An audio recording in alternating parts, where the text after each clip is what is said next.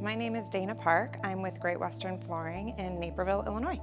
We have been on RFMS since the DOS days, so we were customer, I believe, 425, and I've seen the many iterations of that, prior to Cyncly's acquisition and merger with them. We've used mobile marketing, which is now a Cyncly brand. We've used Broadlume, and we also use the RLM retail lead management platform. The visualizer is very cool on the Broadlume website. I love that people can go and they visualize. They can order samples directly after visualizing that.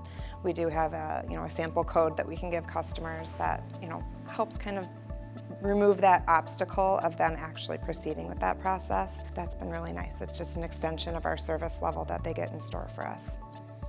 I know life without RLM, and it was chaotic. It was a lot of hypotheticals.